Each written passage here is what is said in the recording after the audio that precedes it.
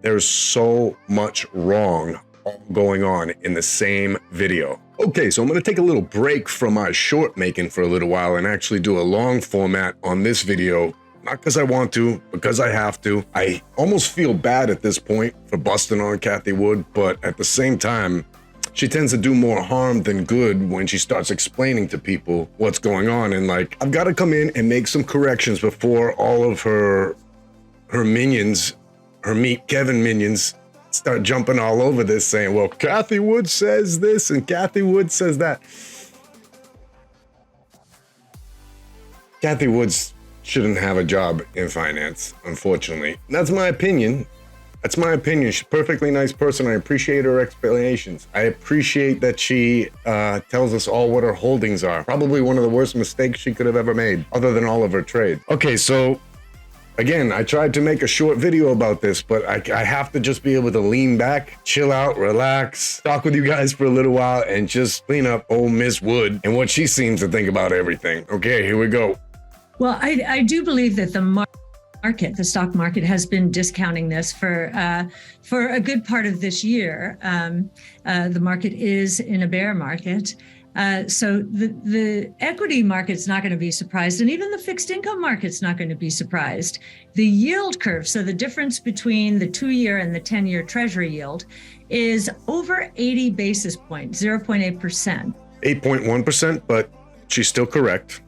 This has not happened since the 80s, the early 80s, when Chairman Volcker, was taking a sledgehammer to inflation, an inflation problem that had built up over 15 years. This inflation problem built up over 15 months. And instead of Okay, so let's take her to task on that particular point. She's saying that the reason why, basically she was so surprised by all of this occurring was because the inflation occurred within 15 months. That's not correct, Cathie. Unfortunately, inflation occurs when you increase the money supply. We began increasing the money supply in 2008, actually about a week before September 15th, 2008, when Lehman happened. Here, let me show you. Okay, there's the chart. Okay, this is when inflation began. This is the Federal Reserve's balance sheet, and this shows exactly how much they've been stacking on. We were at 2 trillion when they first began. Excuse me, less than 1 trillion when they first began. This is September 10th. Then, boom, explosion, okay? Now, it's never really come down. We've had a few periods of slight breaks where they've pulled back from the balance sheet. Every time they've done that, it's created inflation in pricing, okay? This is the real inflation, Cathie, and you chasing pricing as your inflation indicator, economic indicator, is incorrect. Inflation is right here on the Fed's balance sheet, okay? We stopped quantitative easing officially in March of 2022, and we actually were quoted in June of 2022 as pulling back from the balance sheet. That's when we were at 9 trillion. This is the inflation. The reason why it didn't hit prices until the lockdowns happened was because stimulus checks went out, and that money that was inflationary, that we had been producing 10 to 12 years of inflation, wasn't in the community, wasn't in the world, right? So once that money started bleeding into the world, the real inflation set in. That was the past 15 months of Cathie Wood's recollection. But you can see that it won't be until this balance sheet gets reconciled that we truly see inflation explode, okay? Now, key points to this is that though quantitative tightening began in June of 2022, we always knew that they were going to begin with mortgage-backed securities, and the mortgage-backed securities that were going to mature mostly matured in 2023, okay? When these things mature, they're not going to reinvent them. They're going to look for someone to buy them. That is the only sense of deflation that you could ever find. But the problem is they're not going to mature in the sense that they're going to remove money or currency from the markets. They're basically going to tank out and bankrupt real estate assets.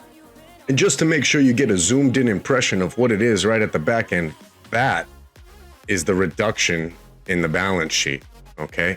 Once that fully starts to reduce, inflation will tackle the markets in a bankruptcy sense, okay? This is defaults, this is debt, this is the FX swaps market triggering onto us, and this is highly inflationary, possibly hyperinflationary if they don't handle it right. That's the concept of the soft landing. Okay, so misnomer from Cathie Wood, 5,675,123 out of the books. Back to it. Increasing interest rates twofold, 10 to 20%, which is what Volcker did. Chairman Powell has taken interest rates up 16-fold. Again, never seen that before. And I do believe that the surprises now are going to be on the low side of inflation expectations, dramatically so. We believe that inflation will drop below the Fed's 2% inflation rate sometime next year. And the pipeline is telling us that. Tell me exactly how that's really possible. One quick note is that when the Fed makes a rate change, it takes 6 to 9 months, and some people debate longer, for it to take effect in the economy. It's currently December right now. Our first ones happened in March. So the 25 basis points that happened in March is the only real true effect that's been hitting the economy so far. There is not any chance for the Fed to reverse course before this action plays out, because they know very much more how sticky inflation actually is. And unfortunately, Cathie doesn't seem to realize that. And I think it's because Cathie doesn't understand that inflation has to do with monetary policy and fractional reserve lending after money's created. And I'm trying to be easy on her. I swear this could be an easy burn, but I'm trying to be like a little more professional about it. But at some point, I'm probably going to lose patience with all of that mid-video. So let's keep going. Commodity prices, inventories, which are overwhelming and causing all kinds of discounts. And the bond market itself. Inventories are not overwhelming. Inverted. It is saying, okay, growth is going to disappoint, or inflation is going to be lower than expected, or both. Okay, so if that's true, Cathie, then why was that not true when the yield curve inverted earlier this year? As you can see right here, on March 31st, the yield curve inverted for the first time. And that was a big sign of recession. We were in a recession at that time. We had Q1 and Q2 of negative GDP print.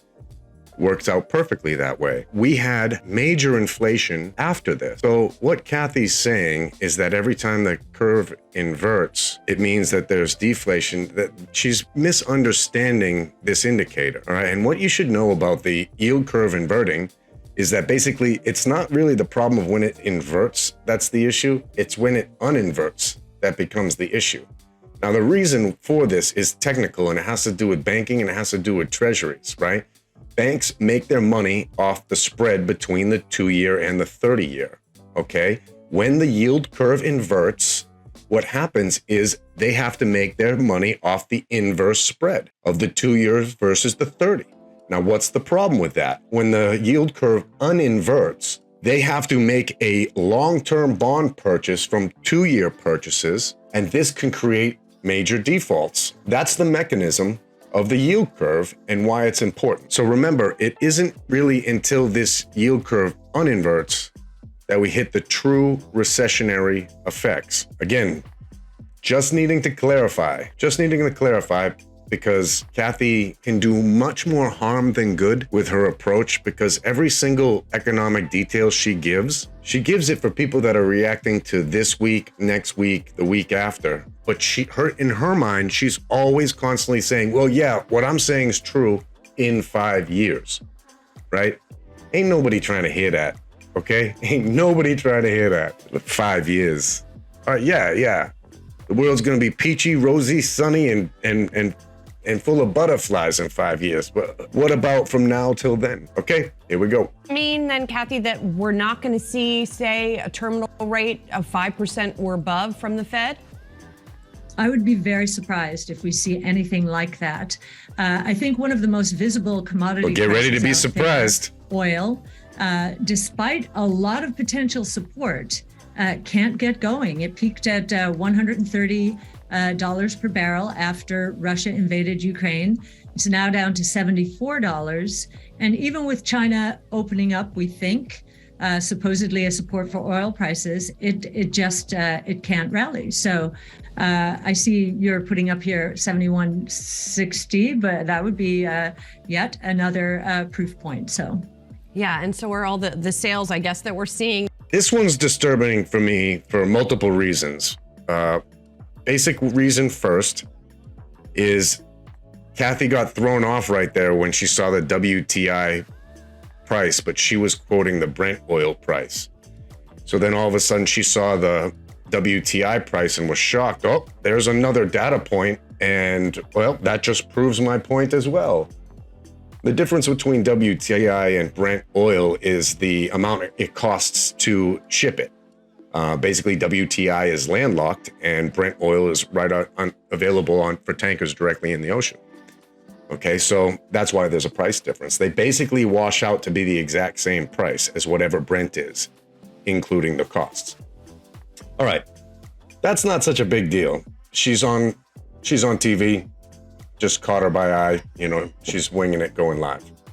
All right, the issue is this thing about what she's saying about energy. She's saying that even though oil prices have pulled back, the energy hasn't.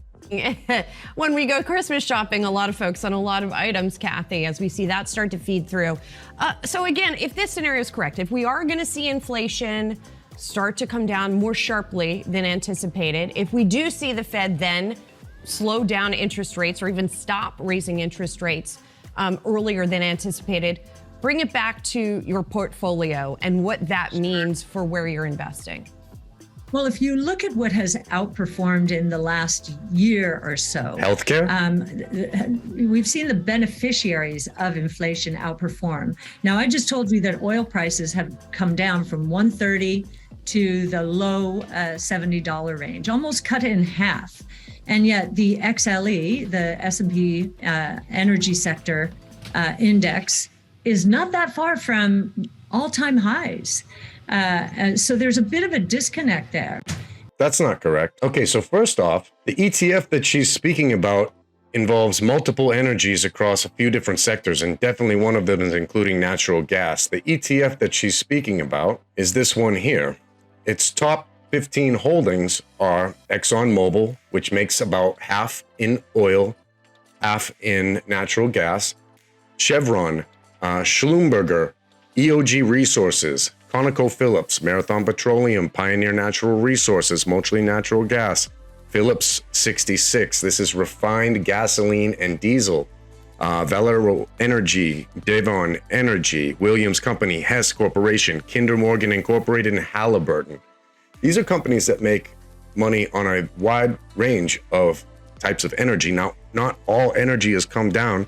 Cathie Wood is here highlighting oil and then saying, wow, isn't it amazing that even though this ETF is still high, even though prices have been cut in half, she obviously doesn't understand sector weightings or what the top 15 holdings of these companies actually do to produce revenue. Okay, if that's not even worse, now check this out.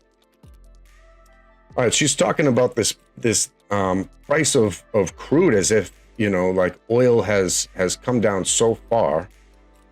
It's just where it was December 13th, 2021. It was at WTI was at $71.29. Now we're at $72.17 on the day. Market just opened. So what she's saying, so it was just 1 year ago, almost to the day, we were exactly at the same price here. We had a large spike up and then it's back down. And now she's saying that this other sector is somehow not fallen backwards. Well, it hasn't fallen backwards because the prices haven't fallen that far backwards. There was a big spike up, but the rest of the other things, refining, gasoline, diesel, natural gas, those prices have stayed up. And that's the difference. That's the discrepancy she's seeing. All right, let's get back to it. Now, I know there's a little bit of a delay when I play this video, but let's just roll with it. I know you'll get the audio. All right, let's go, Cathie. Inflation unravels, interest rates come down, raising the present value of future cash flows. That kind of environment benefits our portfolio. We have Well, we have she's right. stocks in our portfolio, companies that are going to be extremely profitable in the next 5 years. Right now, they may not be profitable. This is her 5-year thing. They're investing aggressively to capitalize on some amazing opportunities in the genomic space, robotics, energy storage, artificial intelligence, blockchain technology. They're investing now because many of these are going to be winner take most markets. So they're huge markets. And therefore, there's latent profitability. The gross margins in our... That part she makes a point is debatable.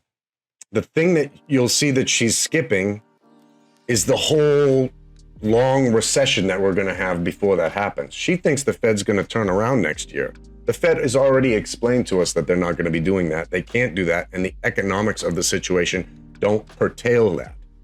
Curtail a word? Don't presuppose that sort of action. This is just what Cathie makes up in her head. There's so much wrong going on in the same video. Our portfolio, so just taking a cost of goods sold from revenues, the gross margins are very high, and what they're spending on R&D, sales and marketing, stock-based compensation to attract talent in these early days is really important to their future success. So as interest rates come down, the present value of future cash flows going out 5 years, the present value of those increases. Cathie, if I might, so you think interest rates are actually going to come down because the scenario that you were describing before, right, with the incredible increase that we've seen interest rates are on their way up and haven't even taken effect yet. The world that she lives in must be really, really fun. Even if the Fed doesn't get to 5%, even if it gets to 4.5%, right, and stays there, isn't that going to continue to be a headwind for some of these growth companies, some of which rely on lending, for example, on debt to do some of the investing you're talking about? I think a change in rhetoric toward, hey, maybe we're not going up after 4.5%, or a change in rhetoric will get the market going. The market is trying to figure out how high is high. And you've got some observers, economists out there thinking it could be 6 or 7%. And so the market is holding back and saying, wait, we need some evidence. Now, I think the evidence is becoming very strong because long bond yields are down at 3.5%.